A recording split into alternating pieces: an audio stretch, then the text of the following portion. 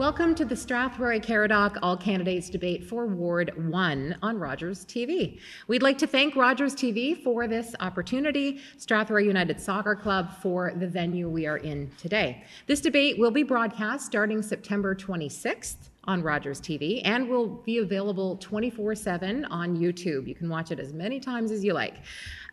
We are going to have Chris now explain the rules for the debate. Thank you very much. These are the rules for everybody and everybody watching. There will be opening remarks. Everybody gets 1 minute, so that's going to last 8 minutes total because there are 8 candidates. Q&As, that comes from the moderators.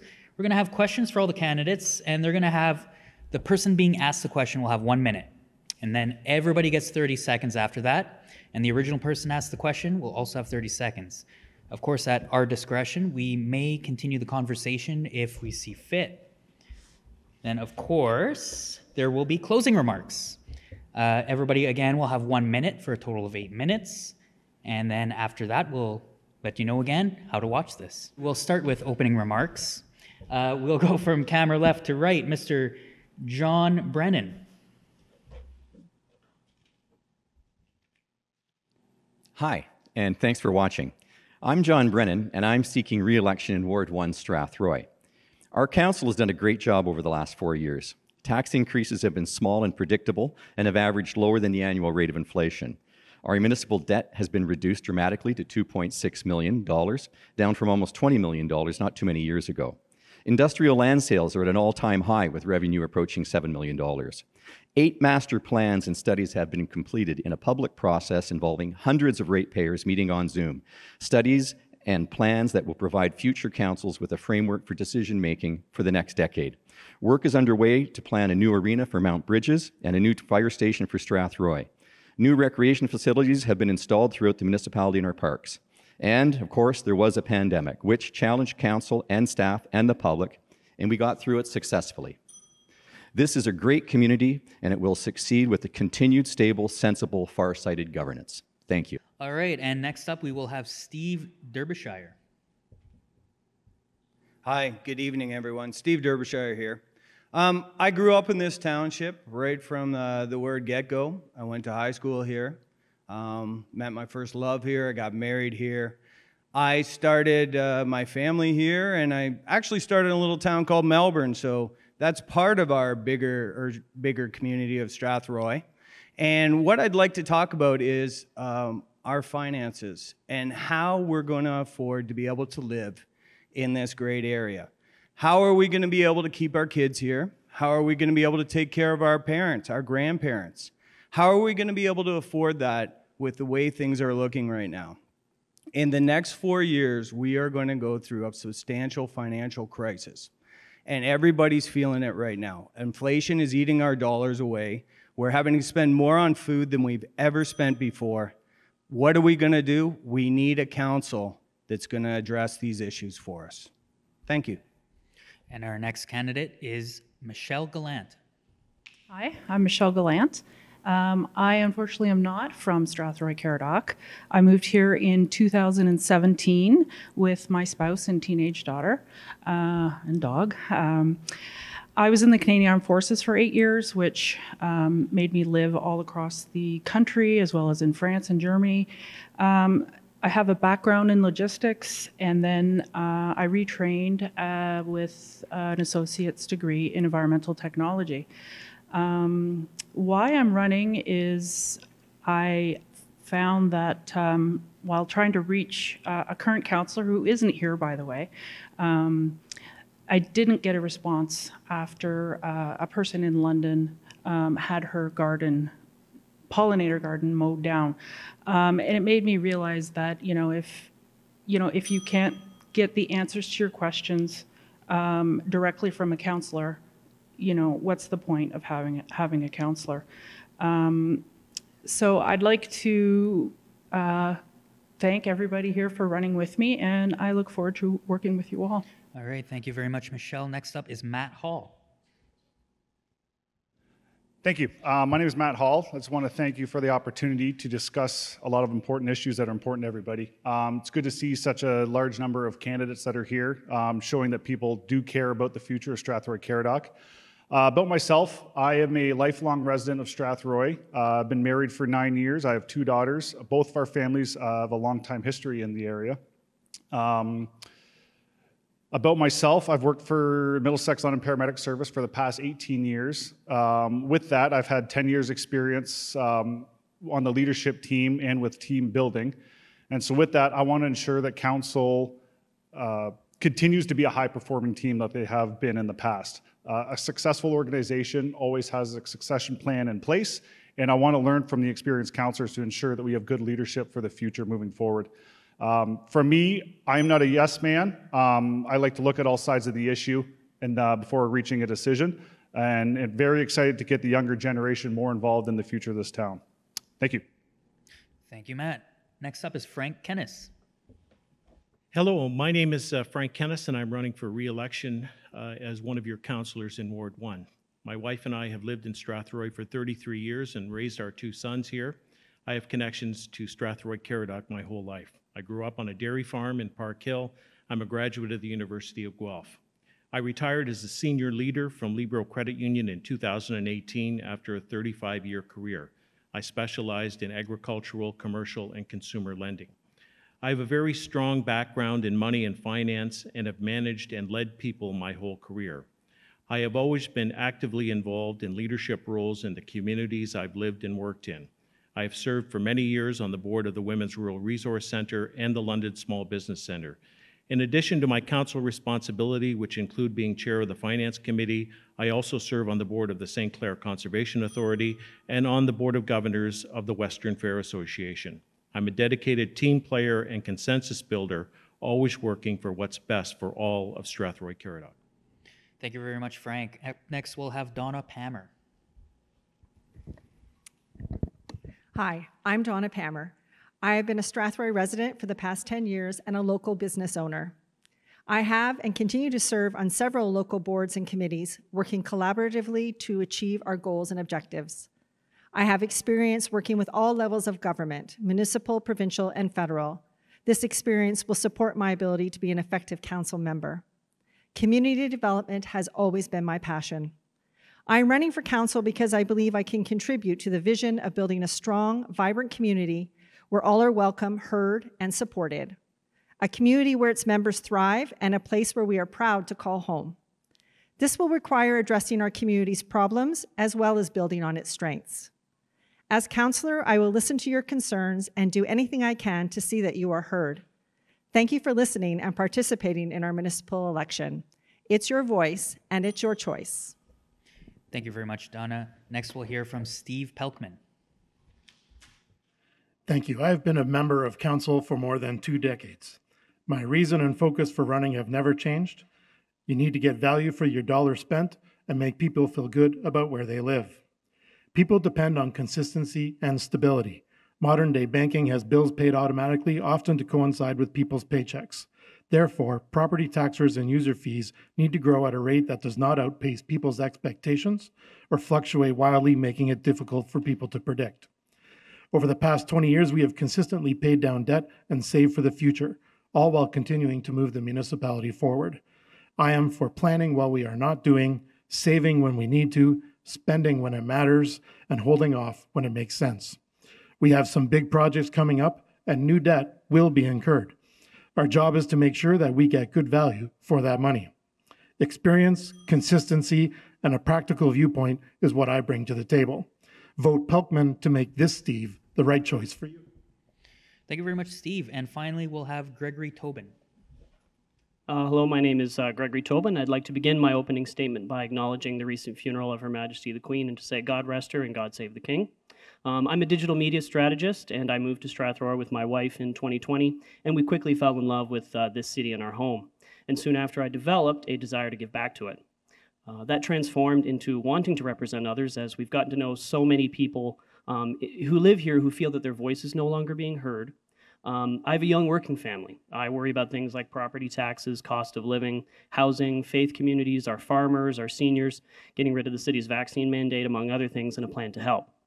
If you share these concerns with me, allow me to be your voice so you can feel heard again, a voice standing up for families, for our local economy, and for proper environmental stewardship. a voice for sensible leadership that understands the government's work for the people and not the other way around. Let's work together to make Strathroy the most beautiful and prosperous city in southwestern Ontario. Thank you. Great, thank you very much to all the candidates. We're going to jump into the questions now, and the first topic is the homeless situation. First question will go to John. How serious a problem do you think it is in our community, and is there a role for the municipality to deal with homelessness, and is part of that role acquiring a 24/7 emergency shelter for anyone who needs it? Thank you for the question. Yes, I think it's a serious problem for those people who are homeless and living on the street. It's also very serious for those people who have an affordability crisis and the ability to rent accommodations here in town. I think there is a role for municipal government. I think that the lower tier municipalities, Strathroy-Caradoc, we send an awful lot of money over to the county each year, and it's the county that has control of what we would call the social issues, and that would involve spending money to hopefully fund some kind of 24/7 homeless shelter in Strathroy. And if we were to have something like that, I would certainly be looking at something for men. We don't have anything in this community for homeless men. I think that's probably the biggest problem we have right now. We have the Women's Rural Resource Center. There are, and so anyway, there is a role, but we're going to need funding from the senior levels of government too. Now for responses, we're going to go left to right. Steve. Looking at the situation myself, it's like, if we do decide to do this, where are we going to put it? Who wants to put it in their neighborhood, right?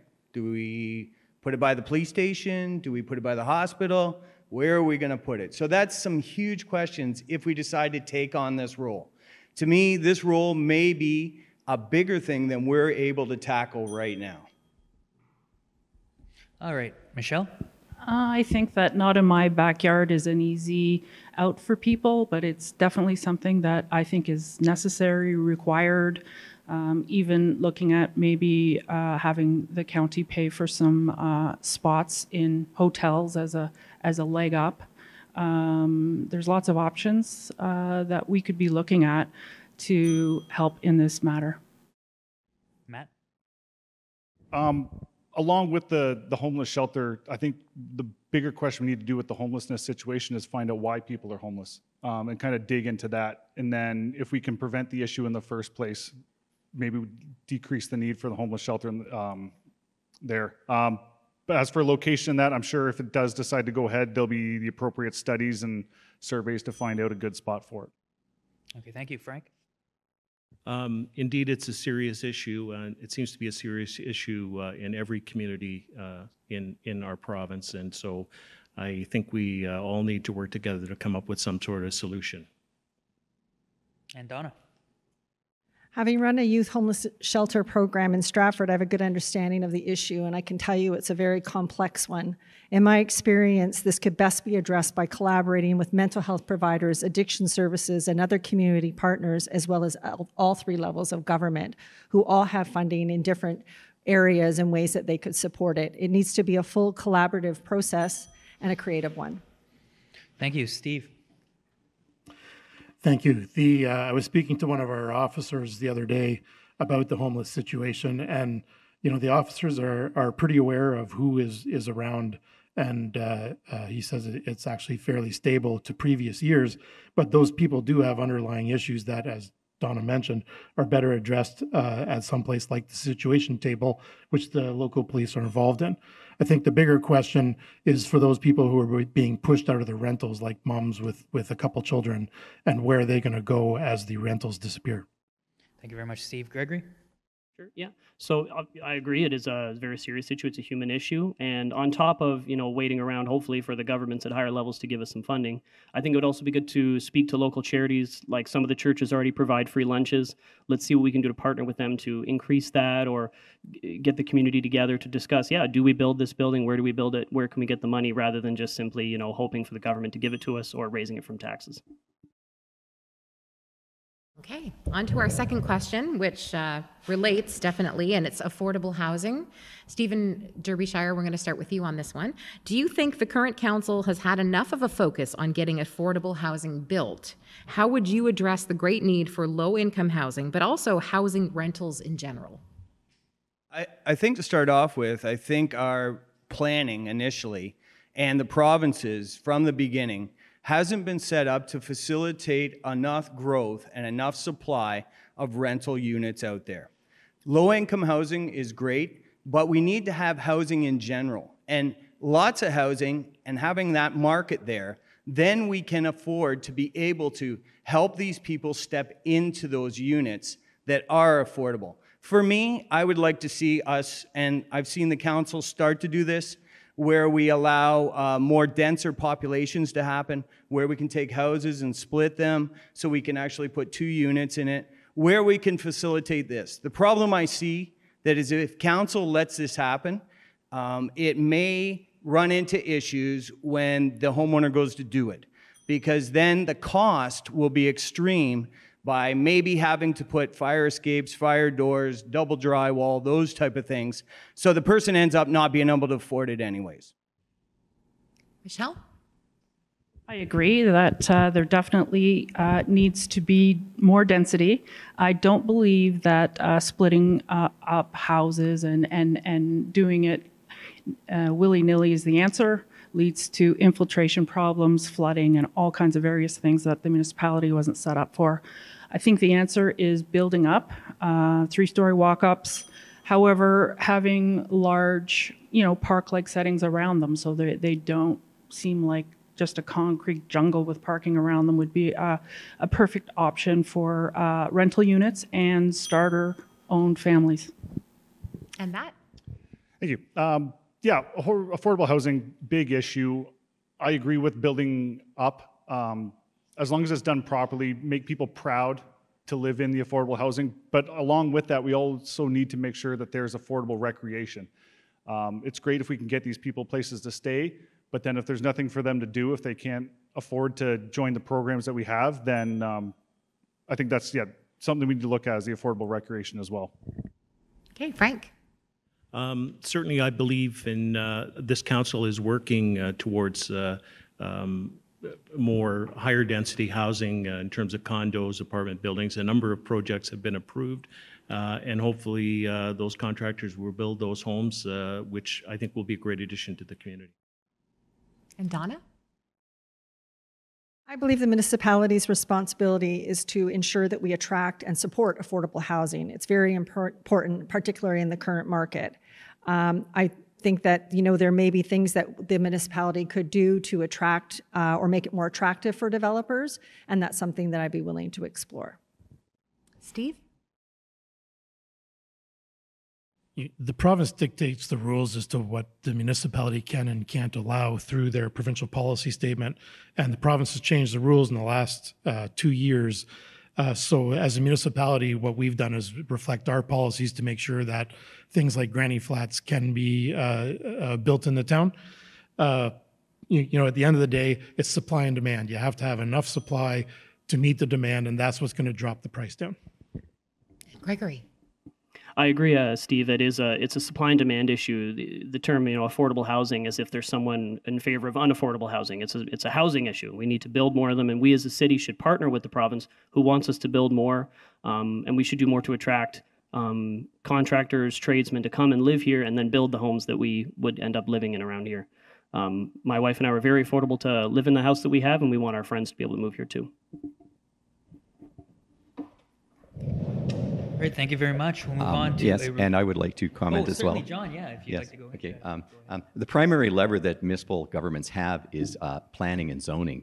And secondary plans that we are bringing out in Strathroy now are including larger areas of land for R3 development, high density, which will allow us to have developers take a look at widening the inventory of housing that we have in town. And I'd also like to work with some of them to look at the rent-to-own option. Thank you. All right, now we went through everybody. Sorry about that. Next up is a related topic. It's the Carradoc Housing Corporation. Now, the CHC has a board consisting of the mayor and senior municipal staff. The municipality's Community and Cultural Services Department works with the corporation to manage Parkview Manor. That's a multi-unit social housing complex in Mount Bridges. What is the role of the corporation, and given the public nature of it, does it need more transparency on its aspirations and how housing decisions are made? Now, we are starting with Michelle. Yes. All levels of government all the time need transparency. I ran into this in another municipality. I own 3 homes. I rent 2 out, and I was trying to build a third, but the municipality wouldn't upgrade the road in order for me to do that, and they went in behind closed doors to talk about this. To this day, I don't know what the answer was. So across the board, open, transparent politicians need to, first of all, have everything open, available to the public, as well as people need to know who voted which way and be able to hold their politicians accountable.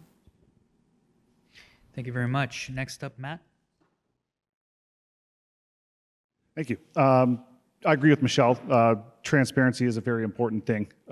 Anytime somebody goes behind closed doors and starts talking, imaginations run wild, and who knows what is said. On the other hand, though, working in healthcare, I do see the need at the appropriate times for confidentiality. There is private discussions that do need to go on. That's not necessarily needs to be out for public input. But for everything else, yes, transparency, yeah, I'll agree, is very important. Thanks, Matt. Next up is Frank. I believe Carradoc Housing is a well-run organization. Certainly it is part of our municipality, and they are building a project that is very much needed in Mount Bridges, adding affordable housing to that community. Okay, and Donna. In regard to your specific question, I think that that's a question best answered by current councillors and to terms so they can explain the relationship with Carradoc Housing and council. Thank you, Steve. Yeah, the Carradoc Housing Corp has a long history that started back with Carradoc Township. It is connected to the municipality, but is definitely an independent board, as is Tri-Township Arena, as is the Police Services Board. Their mandate is what's important, which is to supply affordable housing to the area of Mount Bridges. And I think that's exactly what they're doing. So, All right, Gregory. Yeah, I agree. Transparency is extremely important, especially when public figures or taxpayer money is involved. If we can do anything to bring people together, to get heads together, to get some ideas about how to build more housing, I think that's a good thing. All right, John. Yeah, the CHC is a corporate board that can report to council, but it's not a committee of council. And it has had confidentiality when it's dealing with specific needs of specific tenants when they're talking names and private issues. But I think it's a well-run body, and it does a valuable job in our community. Thank you. And Steve. I think in general, if we're going to build affordable housing anywhere, it should be maybe in Strathroy and not Mount Bridges, because Mount Bridges really doesn't have any industry. It doesn't have any transit. How are these people going to get from A to B if not with a vehicle? So if we're going to build something, maybe that kind of housing, we look at Strathroy to provide them jobs, transit, and those type of things. Okay, and this one, some of you mentioned in the last question, leads us to transparency. Where do you think the perception of some that there is less transparency on how decisions made by council comes from, and how would you try to change that perception? So we'll start with Matt this time. So, as we all know, Facebook is a great social media outlet for discussion, if done properly. If left unchecked, it does kind of run away, and anybody can put their opinion on there. So somebody might have an idea that kind of gains some ground, and people kind of feed onto that. So if they're not watching the council meetings and they're just reading what they're seeing on Facebook, they may get the idea that stuff is being done behind closed doors. I think council's doing a great job of making everything public. You can go at any time and watch the meetings, watch the video recordings. What I think people need to do is also do that. Go onto the websites, read all the information that's there. Anything that's discussed at council is made public knowledge other than the closed door sessions. So I think if they do that, that could help a great deal with making council seem more transparent. Okay, Frank? Transparency seems to be a question that governments face throughout our country. I do believe that our council has been very transparent. As Matt just said, all meetings are broadcast on Facebook, and the website contains loads and loads of information that's available for people to see when they want to see it. And Donna? I agree that transparency obviously is paramount to building trust, and our municipal councillors must ensure that all the steps are being taken to ensure fair and transparent governance. I agree that the recorded council meetings, the public minutes and background documents all available on the website help to provide that transparency. But if somebody has any particular questions, then I think they should address their council member directly. Steve? Thank you. The question is where are people getting their information from? I went to the very first conference I went to as a councillor was about digitizing your council information, and the biggest thing they said is there needs to be a place in print for people to find out where to go, and people just don't know where to go. And then the information, when it affects them personally, kind of hits them in the face, and they think there's been no transparency, but it's just that they haven't seen the previous information to allow them to know that the issue is being talked about.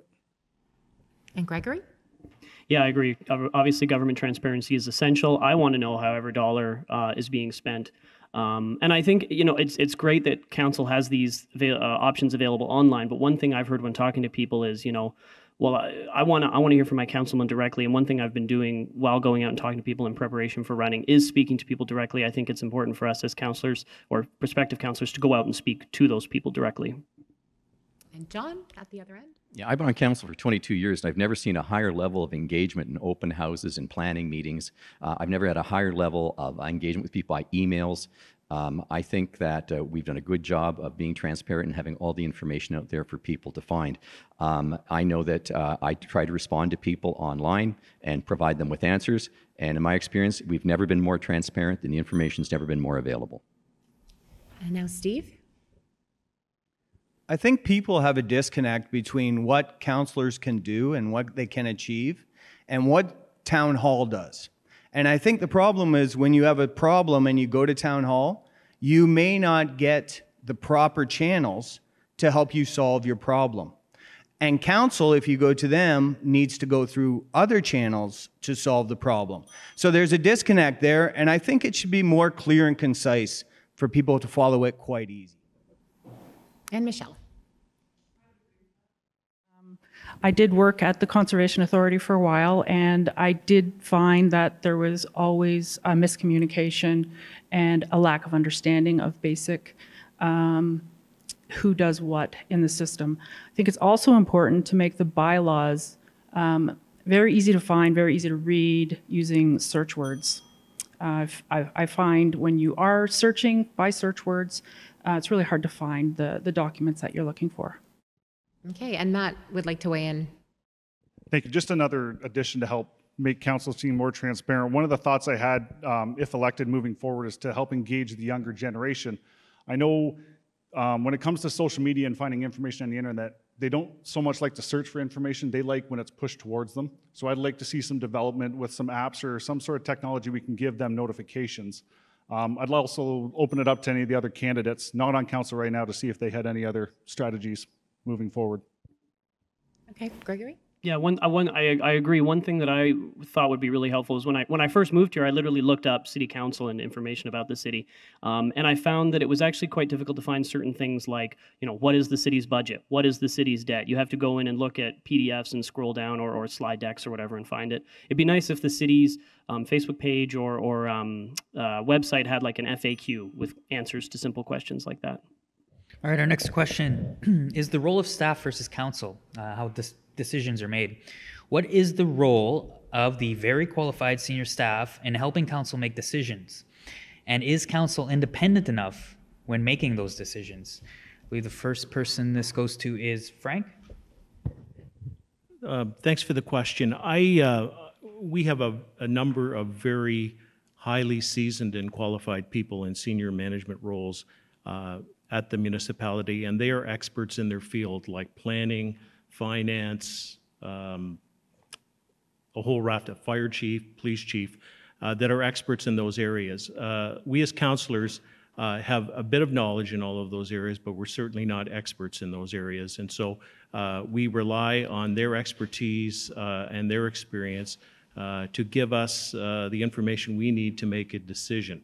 Much like I really look, we're the governance part of the municipality. We represent the people as councillors, but we really need our staff to provide that experience and that knowledge in those different areas in order for us to make the proper decision.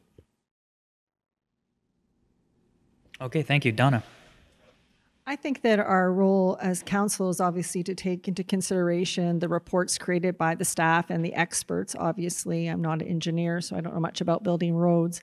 But it is our role as councillors to ask the question that the layman and the regular person who's, the taxpayer would ask, so that we have full clarity and understanding and that everything is covered, and then we can make a good decision. Thank you, Donna. Next up is Steve Pelkman.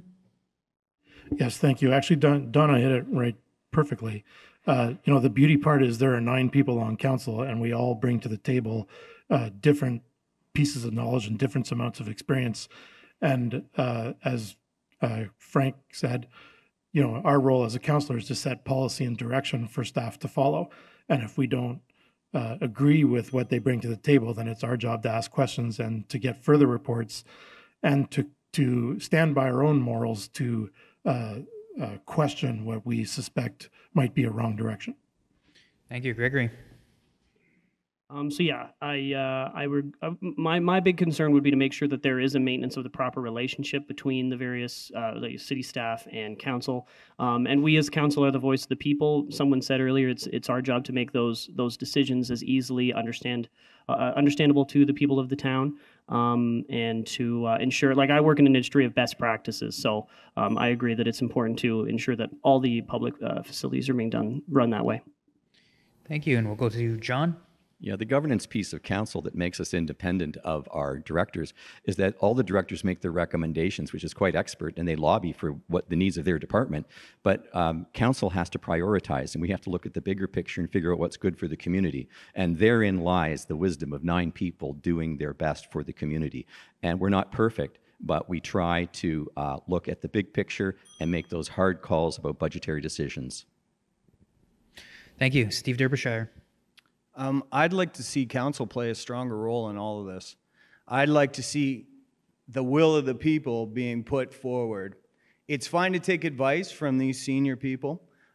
They're in a position to know their job, but ours is the position to represent the will of where we want to go. So in my opinion, I'd like to see council take a stronger position, and what council decides is what should happen. Thank you. And Michelle? I'm sort of halfway between Steve and John because they both make great points, but it's important to think of council as a board of director where you do discuss between yourselves what the experts bring forward, what the staff bring forward. The staff has reviewed what information needs to be brought to the table. The consultants bring in their charts and graphs, and it's council's job to carefully review all of the information and make a vote per person as to what they think honestly will benefit the constituents in the township. Thank you. And Matt? Thank you. Everyone here has pretty much said the same thing that I was going to say. Staff does a great job. They are the experts in their fields. They gather all the information, present all the information to us. Then we deliberate and then vote on it. You're only as good as your team behind you. So it's very important to have the staff and have the best staff possible, giving you the best information possible, so that council can make an informed decision. Sorry, Frank, you wanted to go? Yeah, I just wanted to add that staff are the experts not only in their area of expertise, but they're also experts on regulation. And so we as council need to be reminded of the rules sometimes. We can't go off and do whatever we want. We need to follow the statutes set by the province and the federal government as well. Okay, on to the servicing agreement. And Donna, yeah, we're going to start with you. Currently, negotiations between Strathroy-Caradoc and Adelaide Metcalfe in regards to the Centre Road Business Corridor have gone to the court system. All these businesses rely on services provided by Strathroy-Caradoc. Do you want to make a deal with Adelaide Metcalfe to continue this servicing agreement? I think that we need to be good neighbors, and we need to work with our neighbors. Our areas butt up against each other, and Adelaide Metcalfe and the business center need services. However, we have a responsibility to our tax base too to use their money wisely in support of the residents of Strathroy-Caradoc. I do think we need an agreement. I think that not having one is problematic, and these issues will continue to arise. So I think that the correct answer would be that, yeah, we need to get an agreement that both parties agree on and that we feel is fair to the businesses, but also fair to the taxpayers of Strathroy-Caradoc. Steve? So we had an agreement that set out responsibilities between Strathroy-Caradoc and Adelaide Metcalfe. And the issue primarily is that Adelaide Metcalfe hasn't been willing to live up to their side of their responsibilities. At the end of the day, it's the Strathroy-Caradoc taxpayers who have paid for the infrastructure that is servicing that corridor. And if Adelaide Metcalfe doesn't want to live up to their responsibilities, then why should our ratepayers pay the price? And I'd just like to add that Adelaide Metcalfe had a 0% tax increase. So they're not even trying to provide services that we're providing for them. I would agree with my fellow panel members here. Responsibility to the taxpayer is extremely important. Everything should be had in writing. We definitely need to go back to Adelaide Metcalfe, relitigate this, or maybe formalize an agreement that makes sense for the taxpayers that live here, so that there's no hidden costs, so that there's no surprises, and that everything's being done as fairly as possible. Thanks, Gregory. John? Adelaide Metcalfe allowed the sewage treatment plant access agreement to lapse. Strathroy-Caradoc's been trying to get them back to the table to have a new agreement. That's why it went to court. We have to make sure that Adelaide Metcalfe is not eating our lunch. They essentially don't have development charges. They're setting up businesses on our doorstep, and they want access to our sewage treatment plant. They need to be able to pay for the right to pump their sewage into our ponds, and we need an agreement now. Okay, Steve. I agree that we have to look at the numbers and we have to decide what's fair. This has been developing for a long time. They've been our neighbors forever. They've been on that corridor. We've went to school with these people. We have these people play hockey with us. We have to be decent. I know we shouldn't be eating the lion's share of this, but this is an issue for them that we need to renegotiate, but be fair about. And Michelle? I agree. Definitely, they should be paying their fair share. There should be an agreement in place. But unfortunately, there is the Ministry of Environment Safe Water Drinking Act, and we need to be concerned with the PDWQMS. So if it means, picking up the tab this time and clawing it back later, then that's what we have to do, because we need to make sure that the residents are safe. Matt? Judging by what the other existing councillors have said, it seems like this is a hot button issue that needs to get solved as quickly as possible. Any type of thing that involves the courts that gets dragged on only costs everybody money. So whatever solution can be made as quickly as possible that's fair for everybody would be in the best interest for everybody. Okay, and Frank? Litigation is a waste of money, and we need to come up with a long-term solution. It's not just about the matter at hand right now about the water and sewer agreement. We need to come up with a long-term boundary adjustment that works for Strathroy-Caradoc, and it also provides Adelaide Metcalfe with some sort of future direction as well. All right, thank you very much. I'm going to squeeze this one also related to this. Should we be entertaining amalgamation with Adelaide Metcalfe or expropriating land around Strathroy specifically to handle growth and possibly solve the service agreement impasse. The first answer goes to Donna. Nope, sorry, goes to Steve. We should be looking at a boundary adjustment. The only way that that corridor can be developed properly is by providing the full amount of services. And as I said before, Adelaide Metcalfe isn't even positioning themselves with their tax base to provide those services. And it goes beyond just the corridor. There's recreation services that need to be considered. Policing is also an issue if you were to look at amalgamation. I'm not sure amalgamation is the answer. I think that Adelaide Metcalfe would probably be better positioned to amalgamate with North Middlesex. But certainly those urban portions that are on the boundary of Strathroy-Caradoc should be enveloped within our municipal boundary. All right, Gregory. I'm open to whatever answer saves us the most money, saves our taxpayers the most money, but also provides the best services. Amalgamation, if that's what it has to be, then sure, let's do it. That opens up more land for us to build more housing on.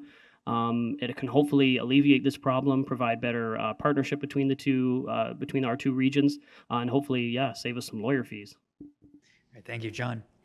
Well, everything south of 402 and everything east of Pike Road should be in Strathroy-Caradoc to give us the correct amount of inventory need for population growth for the next 30 years. Also to provide proper fire protection. It doesn't make sense that a fire engine has to come from Kerwood to put out a fire in a 5-story hotel and they don't have a ladder truck. And Strathroy has a $1.2 million ladder truck.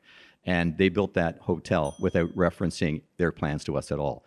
How can they give fire coverage to that hotel when they don't have the right kind of equipment? Thank you very much. Steve Derbyshire. I personally don't agree with expropriating anybody's land, taking anybody's land. I think that we need to sit down with them. We need to hash things out. We need to talk to them. I know a council member on there. He's a good guy. I know a couple other guys. They're good guys on there. I think they would come to the table. I think they would be fair, and I think they'd talk to us straight. If we shoot it to them straight and they talk to us, we can save, on the lawyer's fees, on the council. But I don't agree with taking anybody's land. Thank you. And Michelle? Yeah, I don't think expropriation would be a realistic idea. It is a provincial plan. I mean, it is provincially under their mandate to amalgamation, but good neighbors are always good to have. So, I mean, if they are open to the option of looking at agreements, I think that's the best way moving forward. Thank you, Michelle. Next up, Matt. Adelaide Metcalfe's a neighbor that's not going away. So a working solution does need to be found. I'll admit I don't know the particulars and legalities of amalgamation, expropriation, and all that. But whatever works the best for Strathroy-Caradoc is what the council that we're going to be on is what we need to look at. And if that means expropriating or amalgamating, then so be it. Thank you, Frank. I think we should look at amalgamation. Adelaide Metcalfe was part of the original amalgamation group back 20-some odd years ago, and they pulled out at the time when Adelaide Metcalfe were still separate, and they joined together. I think we should look at amalgamation. If that doesn't work, I think we need to make a sensible boundary adjustment. And Donna? I would think that adjusting the boundary would be one way to deal with the current issue of servicing that corner in the short term. But I would agree with Frank that we should probably look at amalgamation as a longer term, perhaps option for the community. Okay, and Steve? If you look at some other municipalities like Exeter and Listowel, you would get the opinion that Strathroy, and I'm only going to speak about Strathroy in this point, is underrepresented in the commercial sector. And part of that problem is because since Adelaide Metcalfe is not charging development charges, people are wanting to build out there rather than our own commercial complex, which is still only half built on the south end of town. And it's hurting our commercial base, which affects the amount of money we have to charge to the residential tax base. Okay, I'm glad we got a question for each one of you. We are running out of time, so Gregory, your question is, with the Senior Centre now closed, what has been your experience in conversations with seniors in our community as to whether they are happy with opportunities they have for socialization and activity?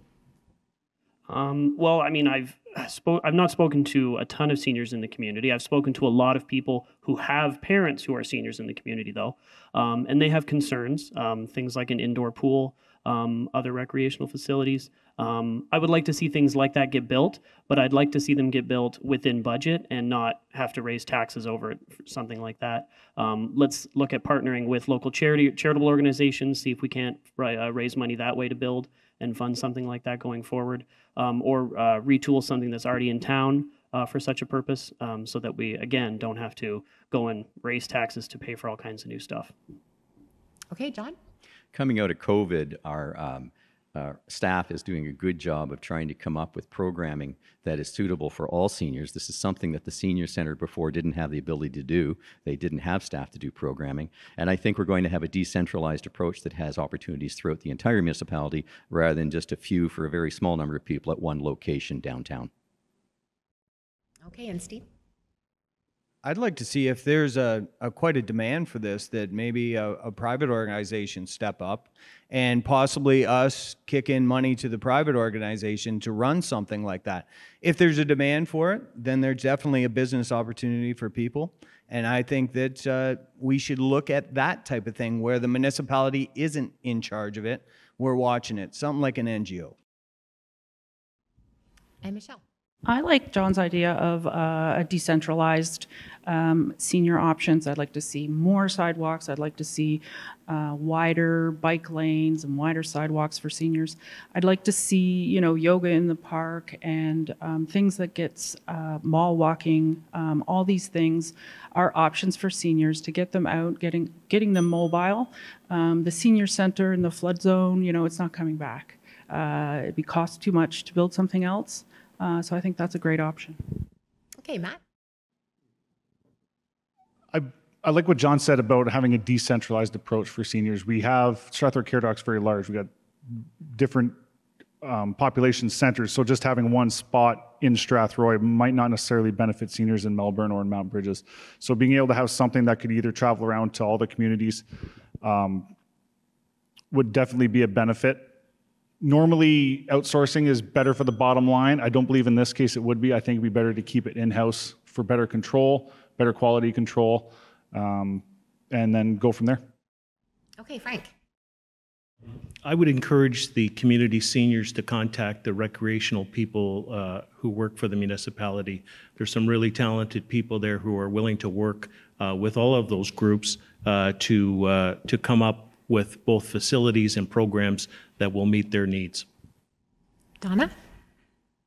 I think for a small group of local seniors, there was certainly a sense of loss with losing the physical center, and I certainly can appreciate that.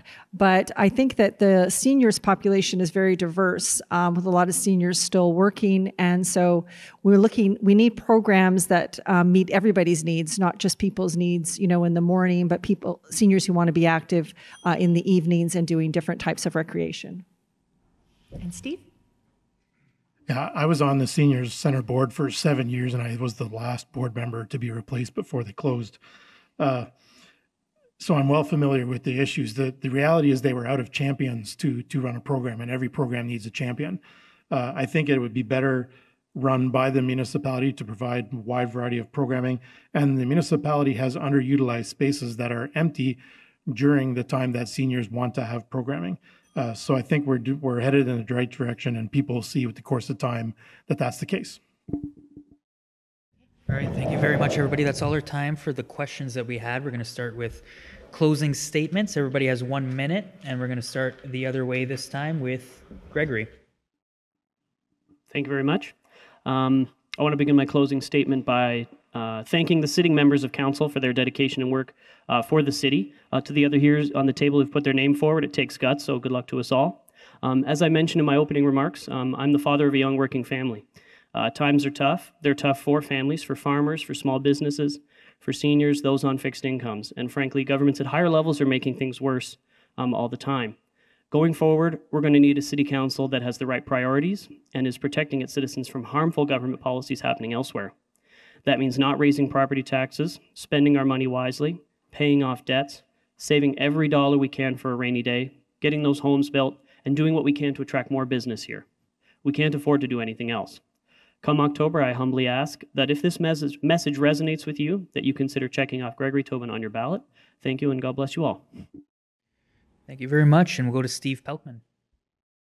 When we passed the 2022 budget, a comparison to other municipalities showed our taxes were lower than a scan of our comparators. At the end of 2022, our outstanding debt is only $2.6 million. Our financial house is in order. When the pandemic hit, we reacted swiftly to contain costs and invest in technology so we can continue to function and provide services with minimal losses in revenue. Other municipalities of our size were not so fortunate. In the past term of council, we welcomed new industry to town and have sold property to some who have not yet arrived. In the past year, we have seen improvements in our recreational lands, proving that partnering and master plans can produce results. Our strategic plan is finished and will guide us in the future to ensure spending is targeted and not reactionary. Plan when you are not doing, save when you need to, spend when it matters, and hold off when it makes sense. It is a strategy that produces results. Vote Pelkman to make this Steve the right choice for you. Thank you. Now we'll hear from Donna Pammer. Thank you to the organizers for providing a forum for the community to hear from all the candidates tonight. We live in a great community, and it's encouraging to see that so many people are interested in our local municipal elections. I think this is a really good sign. If elected, I'll work towards building on our strengths and addressing some of our most pressing issues discussed here tonight. I will work as a contributing member of council on your behalf. I will listen to your concerns and suggestions, be fiscally responsible, build upon the work already accomplished, while looking forward to growth and prosperity in our community. Vote Donna Pammer. It's your voice and your choice. Thank you. Now we'll hear from Frank Kennis. I am an experienced financial manager, and I understand the financial needs of this municipality moving forward. I also understand the financial challenges citizens face today with substantially higher living costs. We must, as a council, be aware of and respect the challenges we face as a community and as individual taxpayers. When you are elected, your job is to listen to all the opinions and then make a decision that serves the community best. And I strive to do that in every meeting I attend. I listen attentively, ask lots of questions, and then make the best decision I can. We as a council must look to attract more affordable housing options. We should continue to work at attracting more well-paying jobs to our community. We need to build a family feeling throughout our municipality. If there is a feeling of inequity, we need to address it and help everyone feel part of Strathroy-Caradoc family. We have much to do in the next 4 years. I want to continue to be one of the people you trust to represent your interests. On October 24th, re-elect Frank Kennis as councillor in Ward 1. Thank you very much. And Matt Hall. I just want to say thank you again to everybody for the opportunity to come out here and have this talk.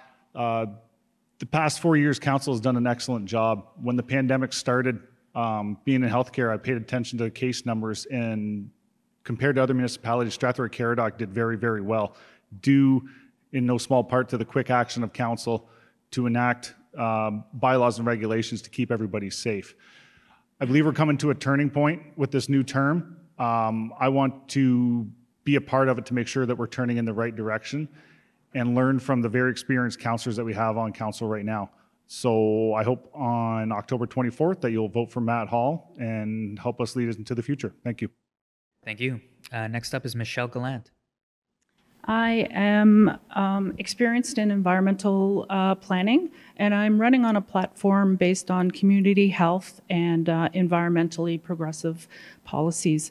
Some of my policies, my priorities, are in backyard chicken keeping, as I mentioned before, more and wider sidewalks, more bike lanes, more outdoor space. Less sprawl with a focus on multiple unit buildings with more green space, a healthy downtown and community cohesiveness.